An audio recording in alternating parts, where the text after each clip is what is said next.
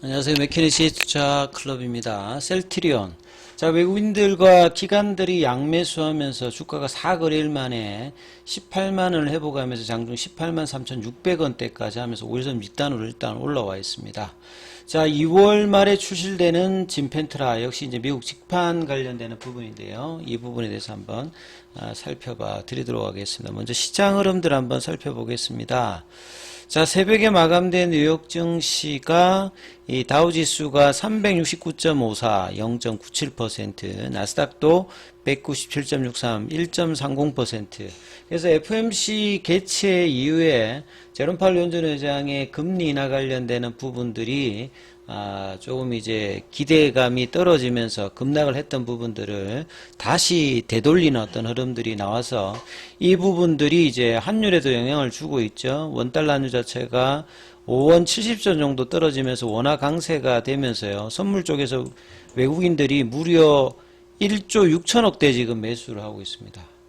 그래서 거래소 쪽에서도 외국인들이 1조대 지금 매수를 하면서 최근에 이제 거래소는 PBR 관련되는 부분에서 뭐 은행, 금융회사, 뭐 증권사, 보험회사, 그 다음에 지주회사, 자동차회사 이렇게 보통 성장성이 좀 떨어지면서 수익성은 됩니다만 시장에서 이제 가치가 떨어져 있는 한국의 이제 이런 어떤 부분들을 금융당국에서 기업가치 재고를 하면서 이제 최근에 좀 테마도 돌고 있었는데요.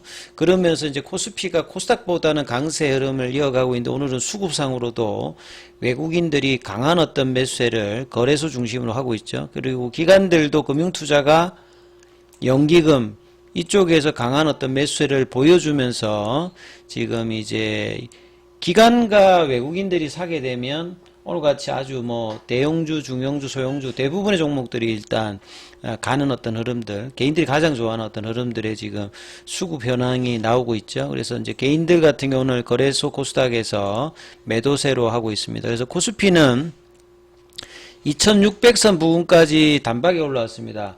연초에 2700선 이제 뭐 기대감을 하고 있다가 2400선까지 한 방에 밀려버렸지 않습니까? 그러다가 지금 2500선 회복 뭐 이런 분위기다가 이제 2600선 부분까지 또 확 올려서 2% 정도 올랐죠. 이 코스닥 같은 경우에도 1.80%, 813.14 정도 의 흐름으로 14포인트 정도 올라와서 강한 흐름을 보여주고 있습니다. 오랜만에 지금 압도적인 어떤 시장 상승세 흐름. 1월 달에 시장이 가장 안 좋았는데요. 전 세계 증시에서. 2월 달의 흐름은, 나쁘지 않습니다. 그동안 이제 많이 빠졌기 때문에 상대적으로 이제 올라올 때 좀 부담이 좀 덜한 어떤 부분들도 있는 흐름이고요. 그래서 코스피 같은 경우에 상승 종목 수가 하락 종목 수의 3배, 코스닥 같은 경우에도 한 3배 이상 상승 종목 수가 많은, 대부분 좀 상승을 하는 이런 흐름을 보여주고 있죠.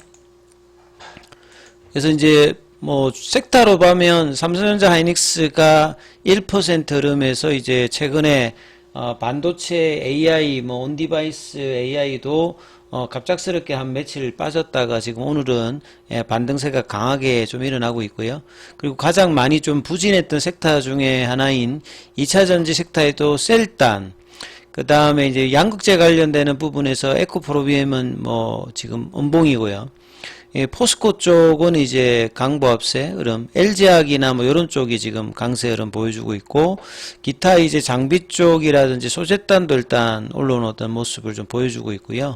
자, 제약바이오 쪽에서는 HLB가 순환매가 강하게 이제 그 계열 종목까지 있으면서 셀트리온도 지금 4거래일 만에 일단 양봉이 좀 제대로 지금 좀 나오고 있죠. 이 일봉을 보시게 되면 지난주 이제 이번 주 화요일 날에 종가상으로 이제 18만원을 하했죠. 그리고 장중에 이제 18만원대 좀 지지가 안 되다가 오늘은 지금 18만원대를 간통하면서 5일선 위로 지금 들어 올린 상태입니다. 그래서 분봉을 보시게 되면 아침에 바로 이제 양봉을 내고 9시 48분에 18만 3,600원대까지 찍고 18만원 부근에서 지지를 이제 하면서 18만원이 최근에 좀 빠지면서 오히려 좀 저항대로 이제 싹 이제 작용을 하다가 지금 이제 18만원대 지지를 받으면서 18만원대 초반에서 움직임이 나타나고 있고요.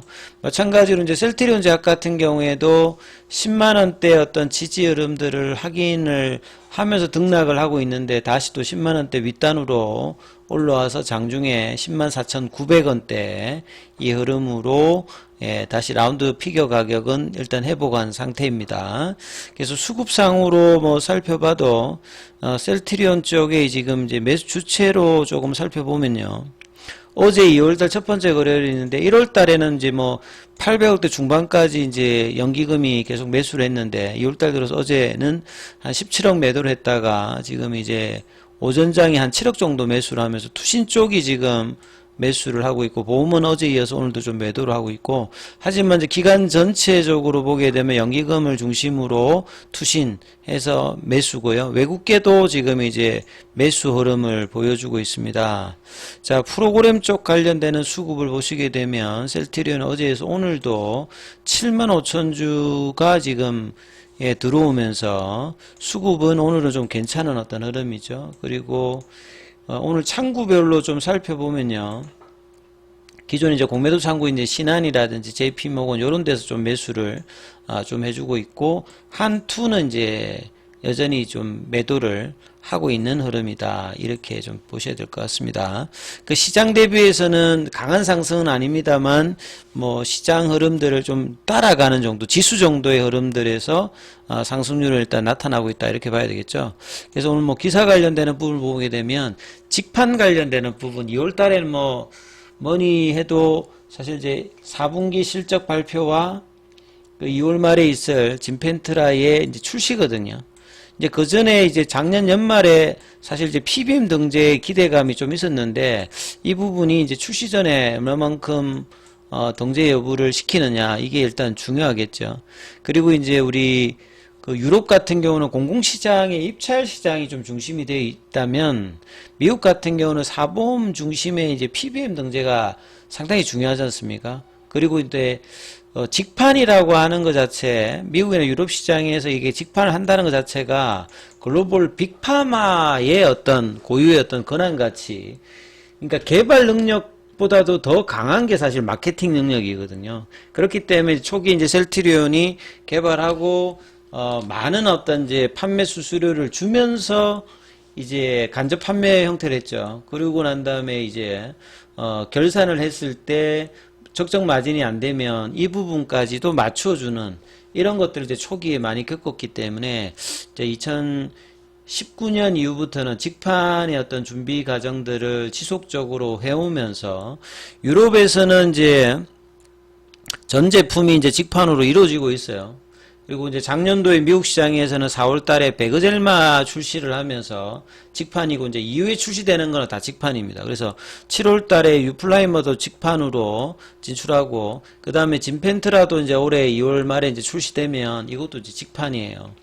직판을 하게 되면 그 수수료를 안 줘도 되기 때문에 이 부분을 가지고 뭐 마케팅 인원이라든지 수익성에서는 극대화할 수 있는 거죠. 특히나 이제 미국 시장 같은 경우는 뚫기가 어려워서 그렇지 뚫어 놓으면 수익성 차원에서는 전 세계에서 가장 약가가 세지 않습니까? 그렇기 때문에 상당한 어떤 이제 볼륨 부분뿐만 아니라 수익성에서 상당한 도움이 되고 그래서 진펜트라가 또 이게 바이오시밀러가 아니잖아요. 미국에서는 신약이기 때문에 유럽 대비해서 한 4배 이상의 이 고가로 팔 수 있기 때문에 이 부분의 어떤 매출단 영향과 이 이익단에서 상당한 영향을 뭐 줄 수 있는 어떤 부분이죠. 그리고 단순히 이제 그것뿐만 아니라 1조 원 이상의 블록버스터 관련되는 기대감을 진펜트라 하고 있기 때문에 작년도에도 FTA에서 이제 최종 허가를 받았을 때 이런 부분들이 시장에서 이렇게 단기적으로는 반영을 크게 못했거든요.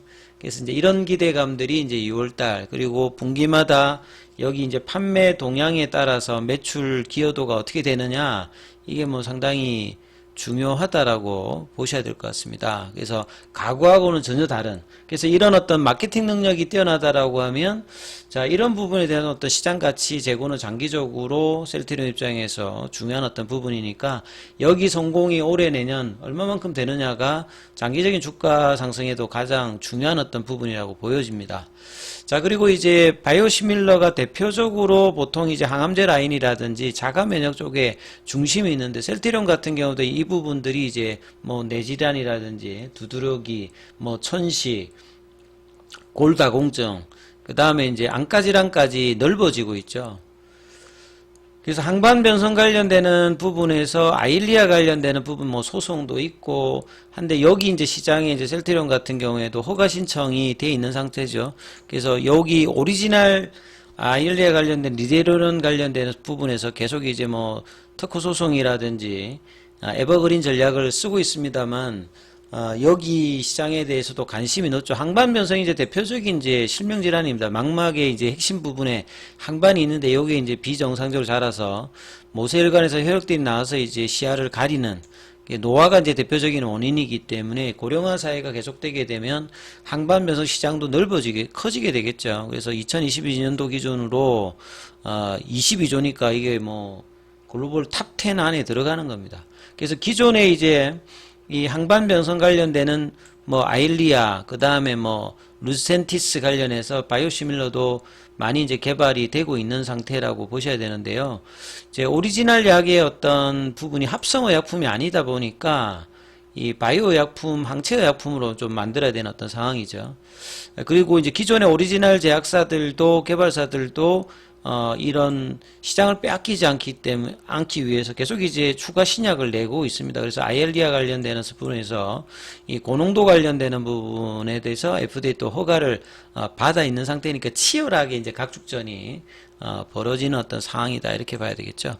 아무튼 이제 셀트리온은 18만원대 안차 걸음이 나오는지 여부가 일단 중요하니까 이 부분 참조하시면서 흐름 보셔야 될 것 같습니다. 여기까지 하겠습니다.